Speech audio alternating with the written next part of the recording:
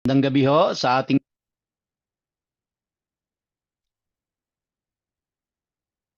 tayo po ay manalangin muna bago tayo tumungo sa ating pong pag-aaralan sa gabing ito. Ama naming Diyos na nasa langit, lumalapit po kami sa iyo sa mga oras na ito at nagpapakumbaba at amin pong hinihiling na gabayan mo kaming lahat sa pag-aaral namin ng iyong salita. Buksan mo po ang aming mga isipan, bigyan kami ng kaliwanagan at gabayan mo po kaming lahat. Tulungan mo po ang iyong lingkod na tagapagpaliwanag, tagapaghatid ng iyong mga salita sa gabing ito. Ganon din po ang aking mga kapatiran na tagapakinig sa mga oras na ito. Muli po maraming salamat aming Ama at amin pong patuloy na inaalala sa aming panalangin ang amin pong mga kapatirang Hudyo na kasalukuyan ay dumaranas ng digmaan, ng kaguluhan, ng kahirapan. Kaya't hiling po namin sa iyo, O Diyos, ang kapayapaan ng Israel. Ikaw po ang mamagitan at mangyari nawa ang iyong banal na kalooban. Muli aming Ama, salamat po sa kapayapaan ng aming bansa at nagpapasalamat po kami na mayroon kaming ganitong opportunity na kami ay magsama-sama upang mag-aral ng iyong banal na salita. Salamat po sa pangalan ni Yeshua. Amen. Amen. Share ko po screen ko sa inyo.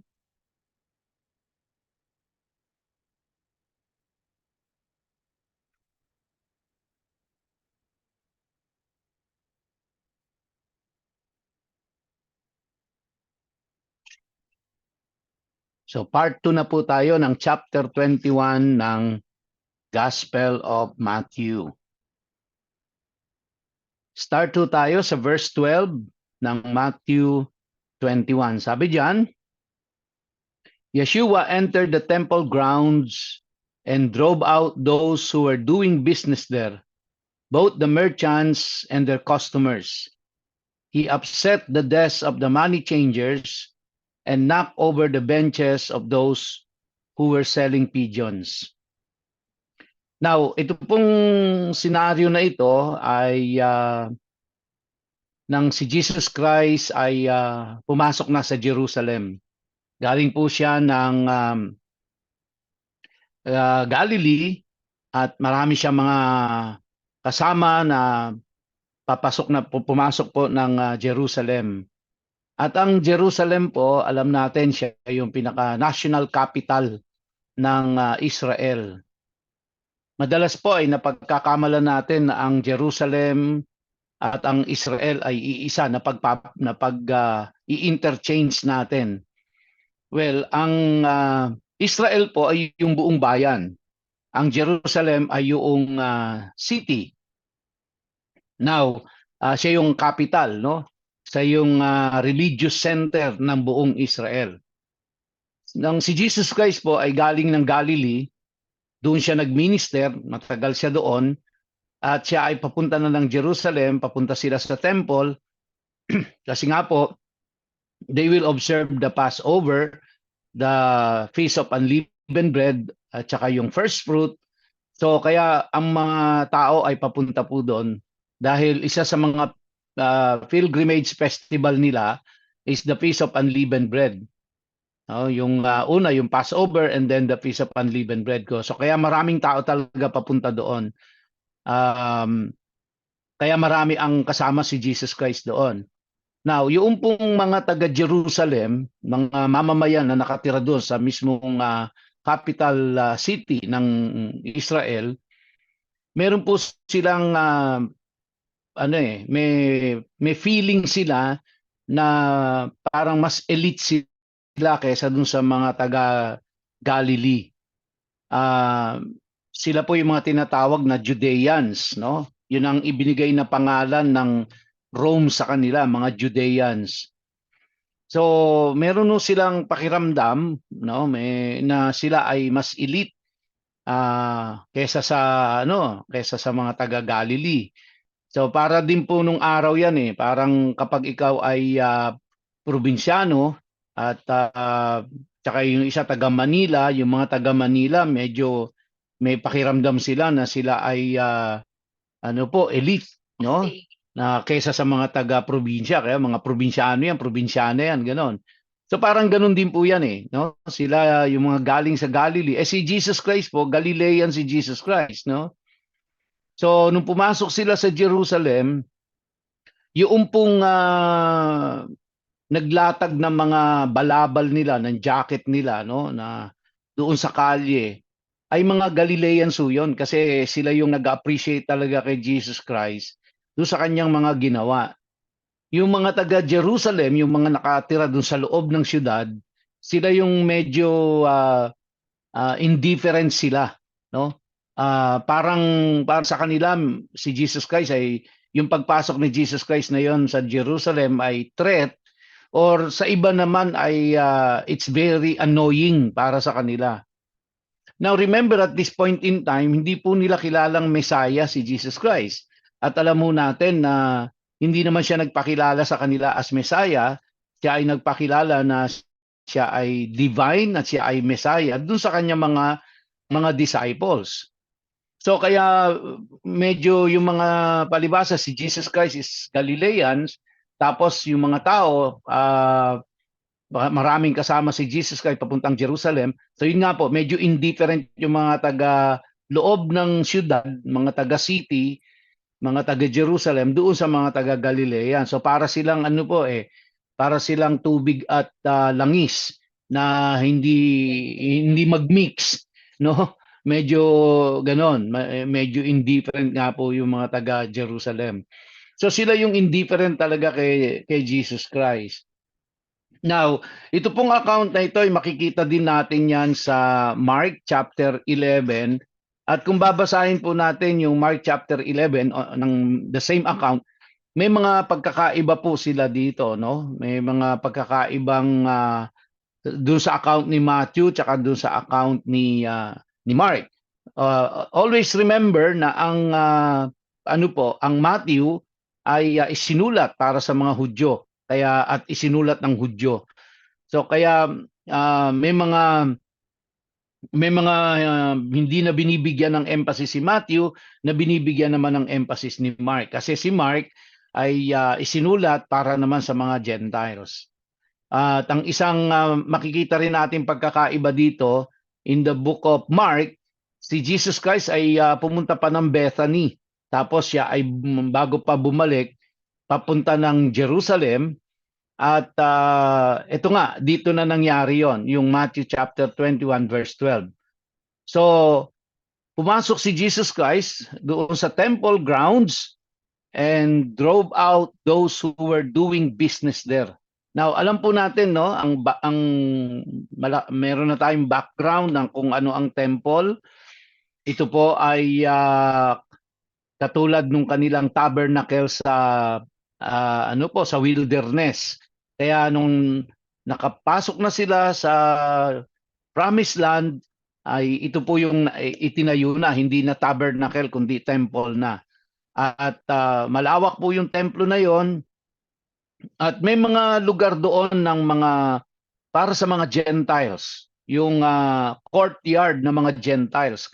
Kasi yung mga Gentiles hindi sila allowed, no, na sila ay tumapak doon sa kumbaga yung courtyard ng mga Hudyo. Talagang merong separation.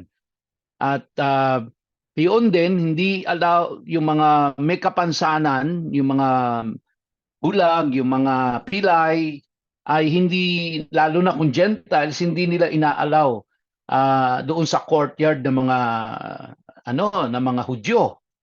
So talagang makikita mo may mga separation, may distinction talaga, no? Na makikita dito. So si Jesus Christ nung dumating siya rito, nakita niya may mga kalakal, no? Bakit ganito ang naging ginawa ni Jesus Christ? Kasi sabi diyan, he drove out those who were doing business there. But ano ba nangyayari? Ano ba ang scenario dito? Lang sabi diyan, both the merchants and their customers, no? He upset the desk of the money changers and knocked over the benches of those who were selling pigeons. Now, una, yung pong money changer doon, yung money changer diyan, legal siya kung tutuusin, no? Yung pong nagtitinda ng mga pigeons, legal siya. Legal siya. Bakit to? Kasi ang setup nila noon, natin na 3 times a year, ang lahat ng Hudyo ay pumupunta doon sa temple. Kasi iisa lang naman ang temple ng mga Hudyo. Maraming synagogue, pero iisa lang ang temple. At yung temple ay nasa Jerusalem. Sa loob ng 1 taon, 3 beses silang pumupuntang lahat dyan kahit saan pa sila nanggaling na malalayong bansa. Pupunta sila doon. Yun na nga po, ang isa doon is the Feast of Unleavened Bread.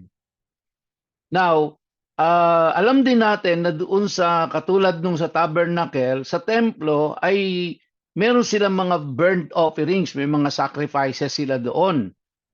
At kailangan magdala sila ng kanilang isa-sacrifice na mga hayop. Ngayon, kung sila ay malayo ang pinanggalingan, hindi na praktikal para magdala pa sila ng hayop na kanilang isa-sacrifice. Kasi alalahanin natin, sila ay naglalakbay na naglalakad. So maaaring yung mga hayop na kanilang dala-dala para isakripisyo, para ihandog, sa daan pa lang mamatay na. O kaya naman, sa layo ng nilakbay, hindi na siya acceptable. Yung itsura ng hayop, yung kalagayan ng hayop, hindi na siya acceptable. So kaya kung galing sila sa malalayong lugar, inalaw na ng temple na hindi sila magdadala ng kanilang mga hayop dahil meron na silang mabibilan doon. Now, kaya yung pong money changer dito, legal 'yon. Inalaw 'yon nung temple, at yun din pong yung pagbebenta ng mga iahandog, inalaw 'yon. Bakit kung legal pala at inalaw pala, bakit nagalit si Jesus Christ dito?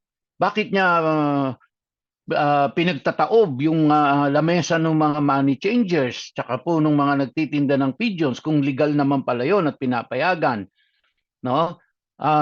So kasi yun nga po no, kaya pinahintulutan na yon, meron kasing dinesignate na supplier. Kumbaga may dinesignate na supplier ng mga iahandog na hayop. At syempre, yung pong supplier nung hayop, yung nagbebenta ng mga hayop, ay kumbaga pasok sa qualification yung pong hayop, pasado siya.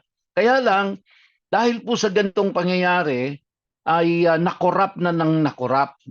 No, nakorap na po yung nagtitinda ng mga hayop, nakorap na po yung mga nagpapalit ng pera. So, sa madalit salita, dito po sa account na ito ng Matthew chapter 21 verse 12, hindi pumunta si Jesus Christ doon at pinagtataob yon dahil nagalit siya na may mga nagtitinda, may mga kundi nagalit po siya dahil doon sa corruption na nangyayari. May corruption kasi pong nangyayari doon sa templo dahil doon sa palitan ng pera at dahil po doon sa mga hayop na inihahandog. Nagkaroon na ng corruption. So, kaya po ang main reason kung bakit si Jesus Christ ay nagalit po doon nung pagpunta niya doon sa temple grounds dahil nga po doon sa issue ng corruption. Okay? So, kaya dahil yan pong corruption na yan, makikita natin pag binalikan po natin ang Torah, isa yan sa kinamumuhian ng Diyos, ang corruption. So, yun pong kaya nung tinalakay po natin yung justice system of God, ay makikita natin doon kinamumuhian ng Diyos ang corruption. At ito po yung ikinagalit ni Jesus Christ dito. Sa madalit salita, si Jesus Christ po ay nagalit dito on the basis of what was written in the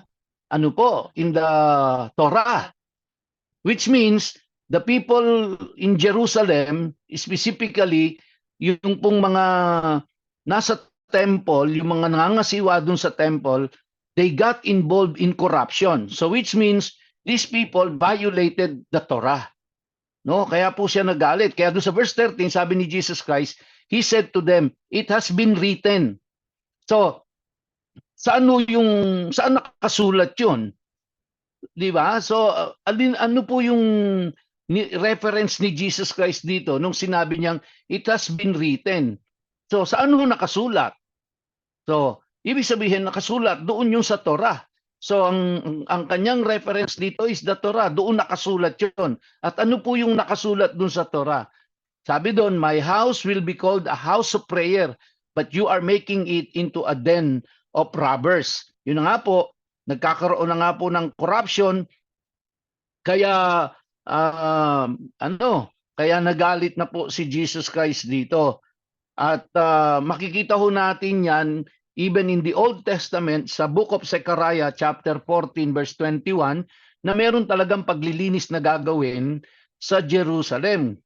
Sabi po doon sa verse 21 ng Zechariah, yes, every cooking pot in Jerusalem and Judah will be consecrated to Adonai.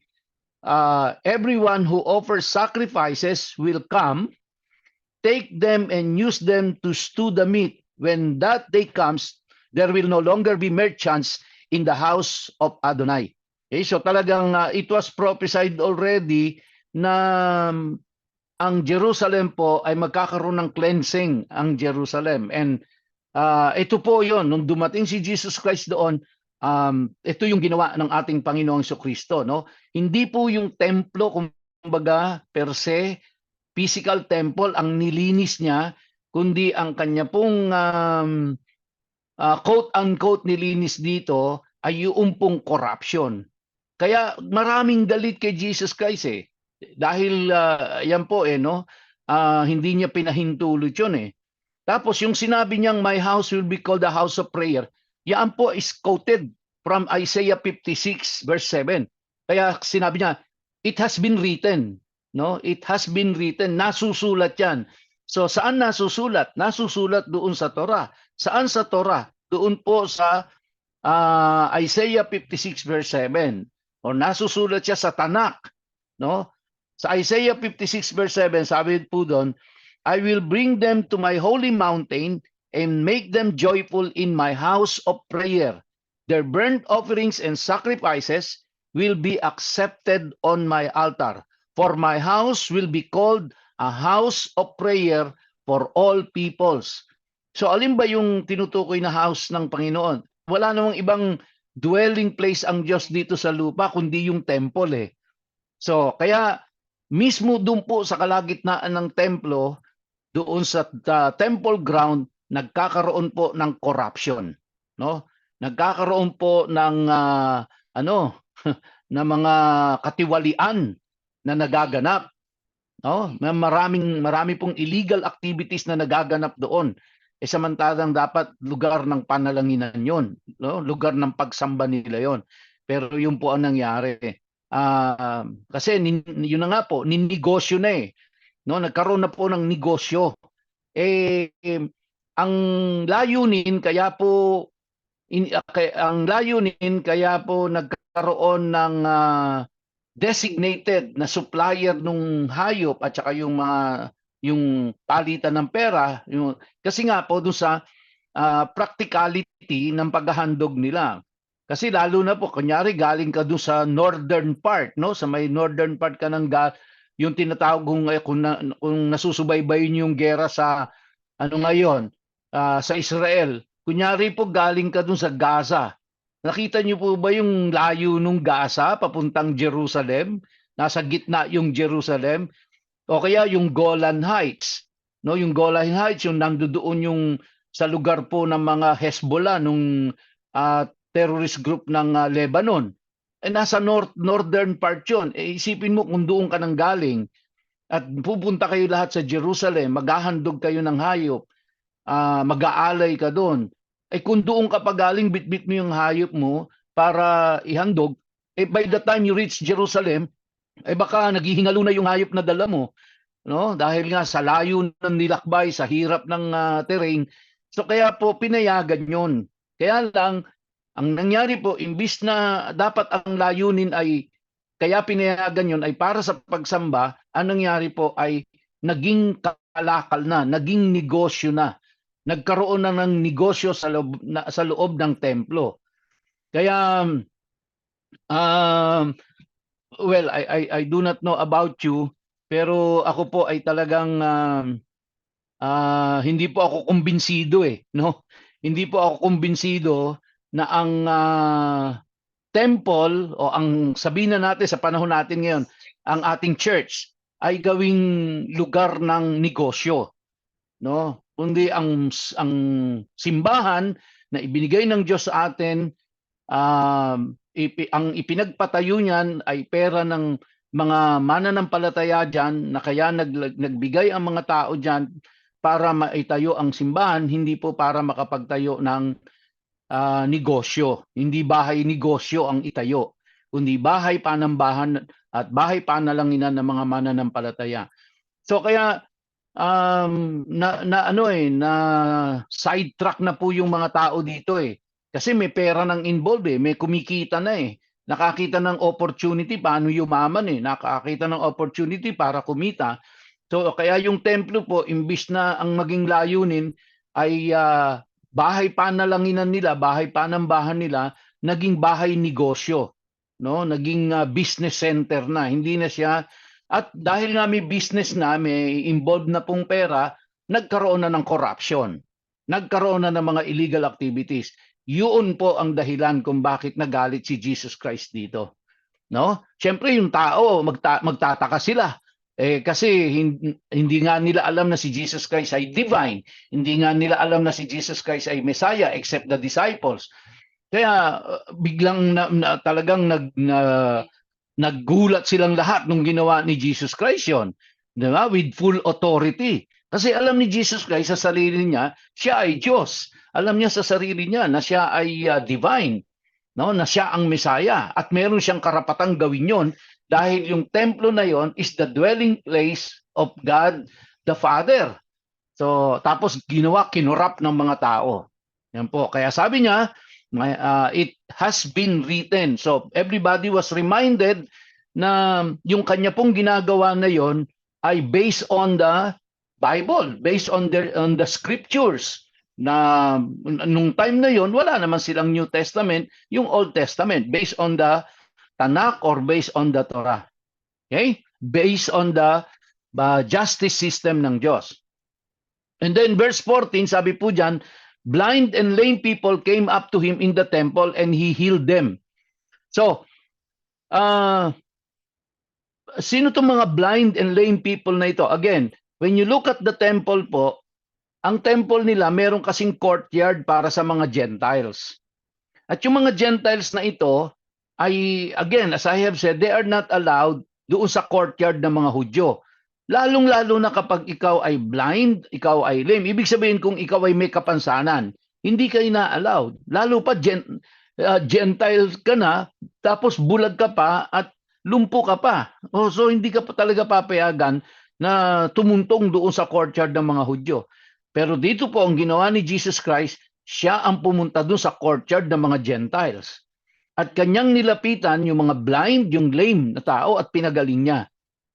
No, kasi sila po yung talagang nasa abang kalagayan pero hindi po ibig sabihin nito kasi meron po maaring may mga mabasa po kayo, kasi may nabasa ako na nagsasabi ito yung scripture na nagpapatunay na na itinatakwil na ng Diyos ang mga Hudyo at kanya nang inilipat ang kanyang pagpapala sa mga Gentiles, sa mga Christian churches. Hindi po totoo 'yon.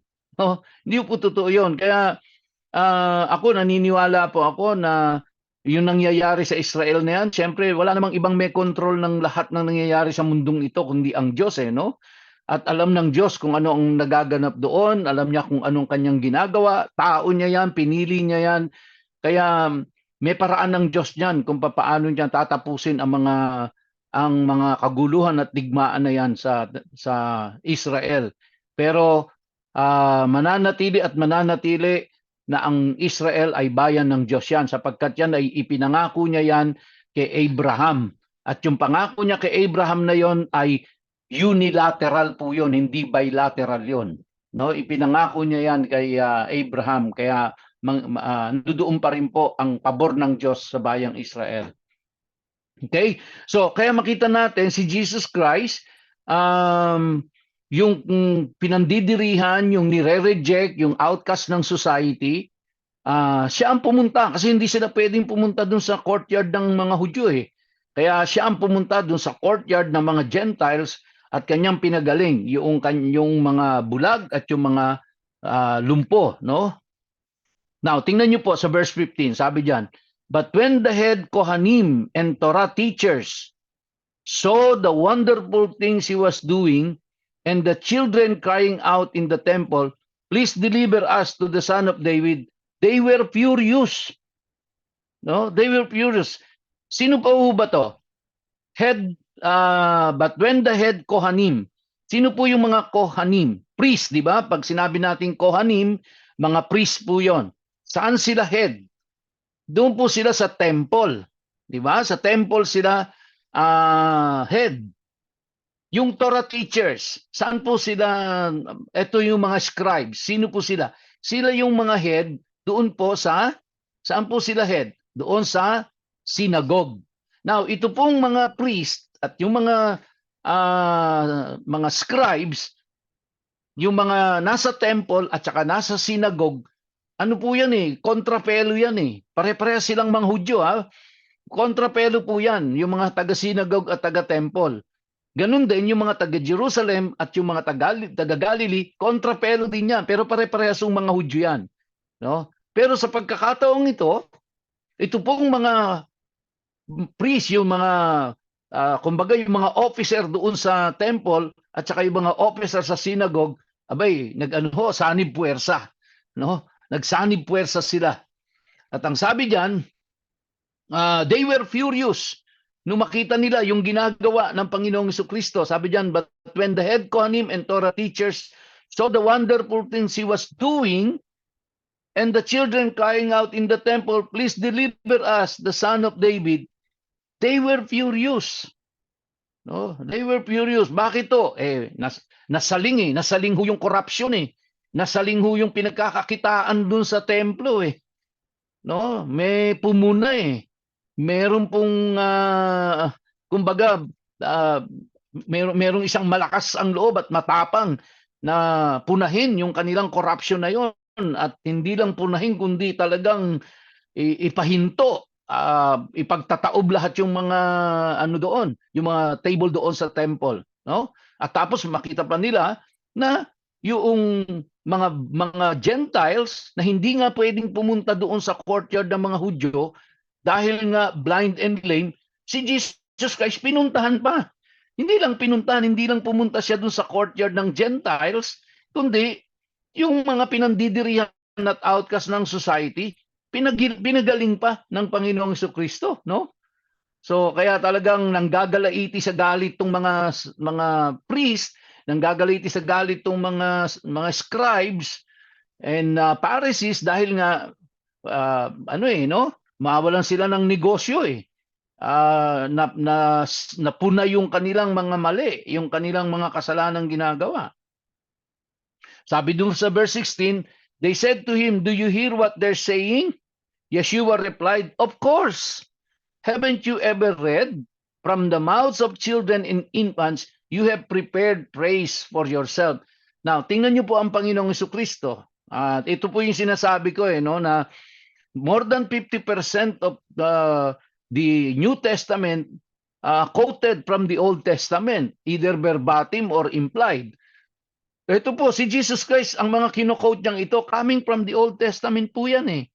Kaya ang Bible ni Jesus Christ ay is the Torah. Ang Bible ni Jesus Christ is the Tanakh.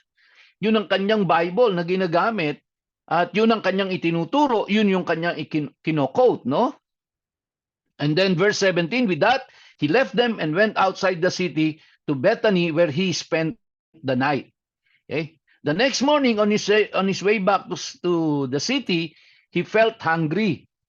Now, ito po, medyo controversial din to, mga kapatid, no? So, punta siya po ng Bethany, and then he spent the night there, and then tapos bumalik ulit siya doon sa Jerusalem, doon sa city, no? At pagbalik niya, siya po ay gutom.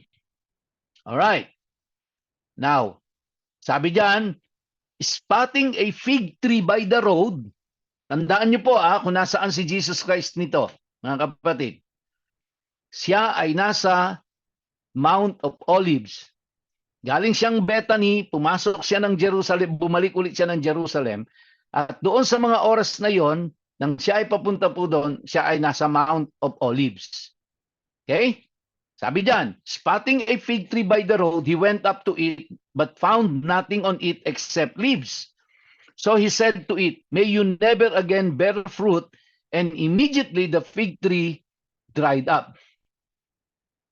Sabi doon sa verse 20, the Talmidim, the disciples, saw this and were amazed. How did the fig tree dry up so quickly? They asked. Now, bakit to controversial ito? Kasi marami po ang nagsabi, bakit naman wala namang kamalay-malay itong fig tree na ito? Hindi lang siya namunga, kinurse siya. Hindi ba? Ano ba to? Napagtripan lang ba ni Jesus Christ yon? O si Jesus Christ ba mainit ang ulo dito? Nagugutom siya, tapos nakita niya yung fig tree, wala siya makakain eh. Walang fig, no? Walang bunga. Yung fig tree, kinurse niya. So, kaya sabi nila mukhang wala ba sa mood si Jesus Christ dito? Mainit ba ang ulo ni Jesus Christ? At ginawa niya to? Paano ba natin to ipapaliwanag? Bakit nga ba kinurse ni Jesus Christ yung fig tree? At sabi diyan, may you never again bear fruit, and immediately the fig tree dried up. Now, nakita po ng mga disciples, ibig sabihin kasama ni Jesus Christ yung mga disciples niya na papunta ng Jerusalem, no? Pabalik sila ng city. Tapos ang tanong nila, how did the fig tree dry up so quickly? They asked. Yeshua answered them, yes, I tell you, if you have trust and don't doubt, you will not only do what was done to this fig tree, but even if you say to this mountain, go and throw yourself into the sea, it will be done. Okay, mga kapatid. Ang tanong ng mga disciples, how did the fig tree dry up so quickly? No? Hindi nga ho sinagot ni Jesus Christ yung tanong na yun eh. Ano po ang naging sagot ni Jesus Christ? Tinuruan ni Jesus Christ kung paano nila magagawa yung katulad ng ginawa niya. Hindi ba? Ngayon, balikan natin yung verse 19. Pag tinignan natin, yun nga bakit ba nananahimik yung fig tree doon eh? Wala lang bunga kinurse ni Jesus Christ. Tapos nung tinanong ng mga disciples, paano natuyo yun? No? So, ang ginawa po ni Jesus Christ, tinuruan pa sila kung paano nila magagawa yung ginawa niyang yun. So, ibig sabihin po, walang masama doon sa ginawa ni Jesus Christ na tuyuin niya yung fig tree na yon na hindi nagbunga. Okay? So, pero ito po ang key dito mga kapatid. At kaya po, napakahalaga po na ini-interpret natin ang verses sa Bible na nasa tamang context. Lagi ko pong sinasabi yan mga kapatid. Pinauulit-ulit ko po yan na lagi nating i-interpret ang scripture sa kanyang konteksto. Lagi nating aalamin ang konteksto. Wag ho nating basta bibigyan ng kahulugan ang talata na hindi natin inaalam kung ano ang konteksto nun. Dahil yun ang napakahalaga. Dahil yun ang magbibigay ng tunay at tamang kahulugan doon sa ating binabasa. Kasi katulad doon itong binabasa natin ngayon, yung verses 19, 20, 21, kung hindi natin ilalagay sa tamang context yan, madadala tayo ng mga taong nagsasabi na si Jesus Christ ay pinagtripan lang yung fig tree dito. Si Jesus Christ mainit ang ulo. Si Jesus Christ wala sa mood. Yung nananahimik yung fig tree, hindi lang namunga, kinurse. Pero kasi po, meron po kasing merong dahilan kung bakit ginawa ni Jesus Christ yun. Now, balikan po natin yung verse 21. Sabi sa verse 21, yes, I tell you, if you have trust And don't doubt, you will not only do what was done to this fig tree, but even if you say to this mountain, go and throw yourself into the sea, it will be done. Mga kapatid, pakinggan niyo po yung sinabi ni Jesus Christ dito. Even if you say to this mountain, no? To this mountain. Nasaan pong mountain si Jesus Christ noon? Nasa Mount of Olives. Nasaan po ang Jerusalem? Nasa Mount of Olives. So, madalit salita, yung pong fig tree dito, madalas sinasabi ang fig tree ay ang sinisimbolize niya ay ang Israel. Hindi po. Ang Israel po, ang sinisimbolize ng Israel ay olive tree. O kaya naman, minsan, ang Israel ay sinisimbolize niya yung vine. No? Yung vine. Yung fig tree, ang sinisimbolize po niyan is yung pong Jerusalem. Natatandaan nyo, sabi ko kanina, at saka nung nakaraan natin, nung dumating si Jesus Christ, papasok ng Jerusalem, ang naglatag ng mga balabal sa daan, na mga jacket nila, kumbaga, ay ang mga Galileans. Because yung mga taga-Jerusalem, they are very indifferent kay Jesus Christ. No? At ang ano nga nila, threat si Jesus Christ. Yung pagpasok ni Jesus Christ sa Jerusalem, threat si Jesus Christ. Yung pagpasok ni Jesus Christ sa Jerusalem, he is annoying para sa kanila. Kaya yun po yung reference dito mga kapatid, yung fig tree dito is about doon po sa Jerusalem. No? Yung fig tree dyan, yan ang representing ang Jerusalem. Kaya nakita nyo po, 40 years after, ano po ang nangyari sa Jerusalem? Ang Jerusalem po ay parang fig tree na siya ay natuyo. Bakit? Nawasak ang temple. Kinoccupy sila ng di ba? Ng Rome. Pagkatapos po, winasak ang temple nila. Na-desecrate and 40 years after po yan ng pangyayaring ito. And then pagkatapos so hindi na natayo hindi na natayo ang temple. Yun po yung ibig sabihin niyan ng kung bakit. So kaya yung pagkatuyot ng fig tree na yon ay sumisimbolo po yon ng pagkatuyot noong pong Jerusalem. Yung Jerusalem, sentro ng kanilang bayan, national po ito, capital city ng Israel. And yet doon po sa mismong templo na nasa Jerusalem, ano po ang ginawa ng mga nandoon mga nakatirang mga Pharisees and Sadducees and scribes na sa tagapamahala ng templo ng Diyos? Ano po ang ginawa nila? Doon nagsimula ang korupsyon. At sa pagsisimula ng korupsyon doon, dahil dyan sa paghandog nila ng mga hayop na yon na mali, no, na kinurap na nilang korap dahil kasi nangibabaw na yung kanila pong kikitain pera doon, nagkaroon na ng mga illegal activities. Kaya yun po, sinabi ni Jesus Christ na yung fig tree na ito, maggaano ito, malalanta ito. At yan po ang nangyari dyan mismo sa kanila. Okay? So yan po yung context niyan mga kapatid. Kaya meron pong tinuturong lesson si Jesus Christ doon. Hindi niya basta tinuyo yung fig tree na yon. Dahil alam ng mga tao na yung fig tree na yon symbolizes Jerusalem. Okay? So hindi po yung buong Israel, kundi yung Jerusalem lang. Okay? So in verse 22, in other words, you will receive everything you ask for in prayer, no matter what it is, provided you have trust. So, kaya po ang itinuro ng Panginoong Jesucristo sa kanila dito is to put their trust in God, no? To put their trust in God. And ito po yung unti-unti na na because of the corruption in the temple, alam po naman natin kaya maganda, di ba? Tingnan nyo, may background kasi po tayo nung yung tabernacle alam natin kung gaano ka banal yun sa Panginoon kasi doon yung kanyang presence, di ba? At yung pong once a year during Yom Kippur, bumababa ang presence ng Panginoon and they got all corrupted, no? So kaya Unti-unti po binabalik talaga ng Panginoong Jesucristo yung kanyang mga disciples to put their trust in God. And when they put their trust in the Lord, then whatever they ask. Now, hindi po ibig sabihin nito mga kapatid. Alam ko naman, naintindihan nyo to eh. Hindi ibig sabihin nung everything dito, lahat ng pwede nating hingin. Ito po ay ang premise niyan, yung everything na ito is everything na naka-align sa kalooban ng Diyos.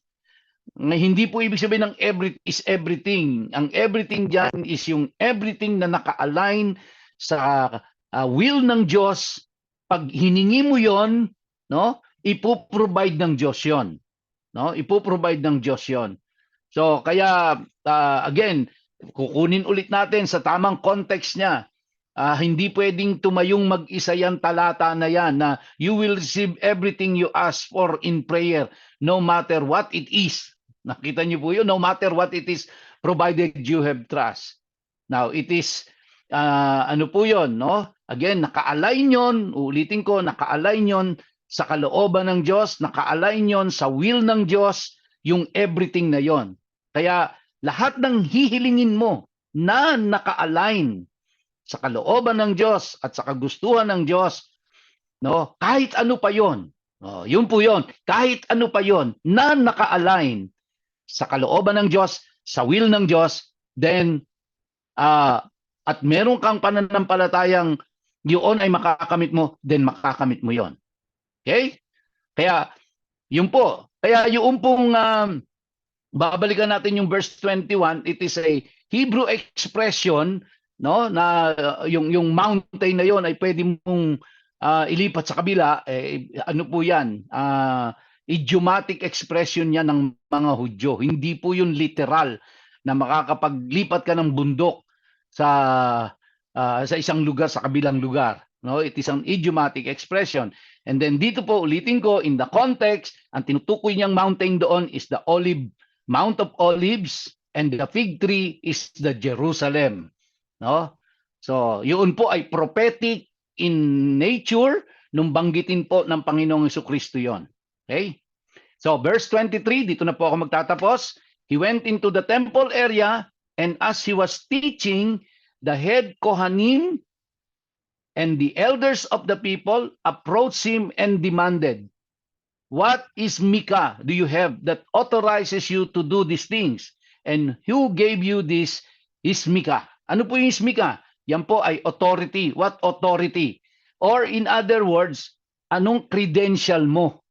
No? Anong credential mo na anong credential na meron ka para magturo ka? No? Para ikaw ay magturo. So, ang naging tugon ng Panginoong Jesucristo sa kanila, Yeshua answered, "I too will ask you a question. If you answer it, then I will tell you, what is Micah do I do these things?" So, yun na po. Babalikan ho natin yan, mga kapatid, yung verse 25 na yan, sa susunod ho na Biyernes. No? Kasi, yung pong tanong ni Jesus Christ, yung tanong kay Jesus Christ, sinagot niya ng tanong. At titingnan ho natin kung ano ang naging conversation nila doon. Okay? So tayo po ay magsasara sa panalangin